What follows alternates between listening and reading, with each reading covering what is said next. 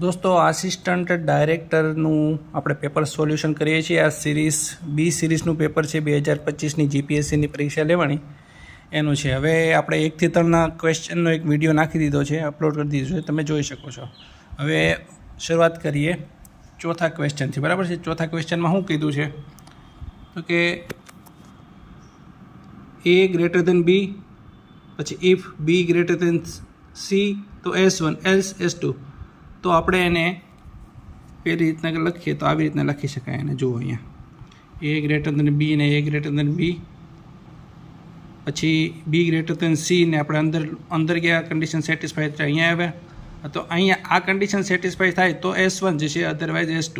તો અહીંયા પૂછ્યું છે હું S2 will be executed. S2 ક્યારે એક્ઝિક્યુટ થાય, બરાબર, એની કન્ડિશન લખવાની છે। તો આપણે અહીંયા જોઈએ છે કે અહીંયા S2માં જવું હોય તો એ ગ્રેટર ધેન બી તો જવું જ પડે, બરાબર છે। તો સિમ્પલ આપણે જોવાનું કે એ ગ્રેટર ધેન બી ક્યાં આપ્યું છે, કાંઈ નથી, અહીંયા આપ્યું છે, તો આ જવાબ સાચો।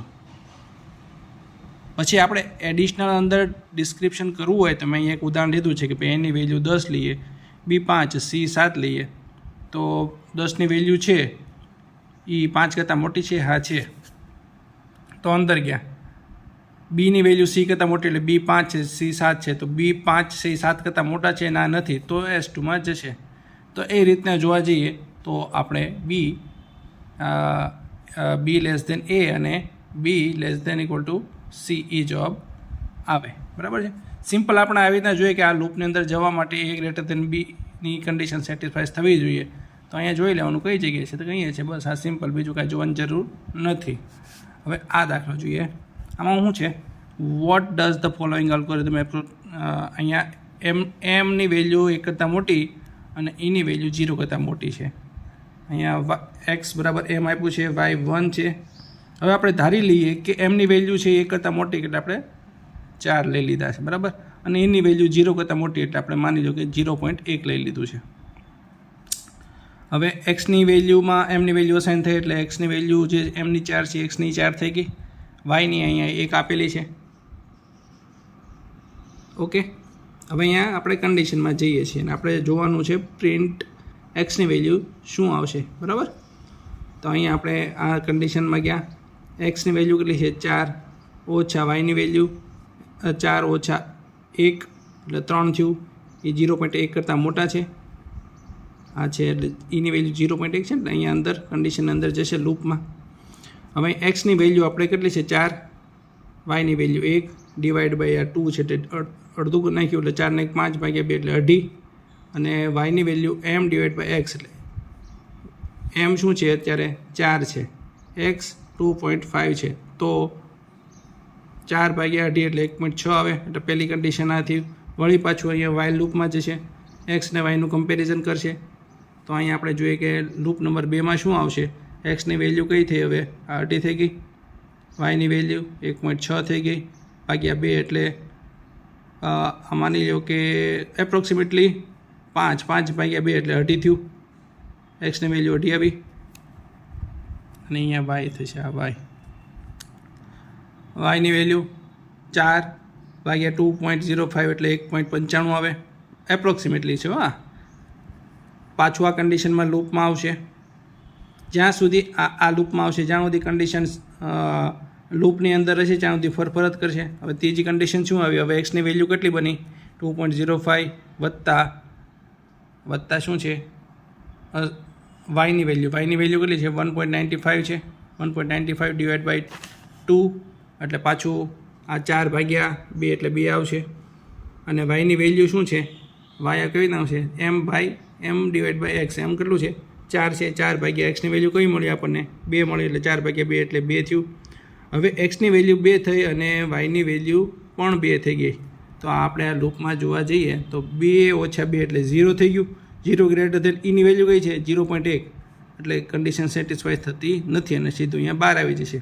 તો હવે આપણે અહીંયા જોઈએ આન્સરમાં log m તો ન આવે, એમ સ્ક્વેર એમની વેલ્યુ કઈ છે, એમની વેલ્યુ 4 છે, તો 4નો વર્ગ ચોકે 16, તો એક્સની વેલ્યુ 16 આવી છે, ના નથી આવી, એક્સની વેલ્યુ શું આપણે મળી ફાઇનલમાં 2 મળી છે, એટલે 4 જે છે એનું એમ કહી શકાય કે ટેસ્ટ ટુ 1 ડિવાઈડ બાય 2 એટલે કે એમની વેલ્યુ 4નો 1/2 ઘાત કરીએ આપણે એટલે વર્ગમૂળ ગણી લો ને તો એ 1/(m)(1/2) આવશે, કારણ કે 4નું અડધું થઈ ગયું ને, અડધું મતલબ કે 2 × 2 કરીએ એટલે 4 થાય, એટલે m/1/2 જવાબ આવશે. રાઈટ. હવે ત્રીજો ક્વેશ્ચન શું છે, મેલોક કેલોક. તો એ શું કરે, ડાયનેમિકલી રન ટાઈમ આપણે એલોકેશન કરે, બરાબર. દાખલા તરીકે 10 એસાઇન કરવા હોય તો એ રન ટાઈમ, એટલે ડાયનેમિક મેમરી એલોકેશન આપણે C++માં ભણી ગયા છીએ. છઠ્ઠાનો આન્સર. હવે 7માનું એઝ્યુમ ધેટ, આવું છે ક્વેશ્ચન. તમે થોડુંક ઝૂમ કરીને જોશો તો વધારે દેખાશે.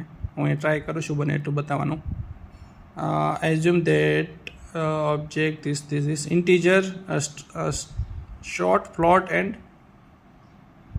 અહીંયા શોર્ટની વેલ્યુ, ફ્લોટ એન્ડ લોંગ આ 3 છે. તો ઓક્યુપાઈ 2 બાઇટ, એટલે શોર્ટ છે એ 2 કરશે, ફ્લોટ છે એ 4 બાઇટ છે, અને લોંગ છે એ 8 બાઇટ છે. એટલે ટોટલ કેટલું છું, 2, 4 અને 8, બરાબર. Repeatedly variable assign consideration. અહીંયા આપણે થોડું જોઈએ. માની લો કે એક બોક્સ છે, બોક્સની અંદર એક શોર્ટ કેટલું આપેલું છે, શોર્ટ આપણને આપ્યું છે 2, ફ્લોટ કેટલું આપ્યું છે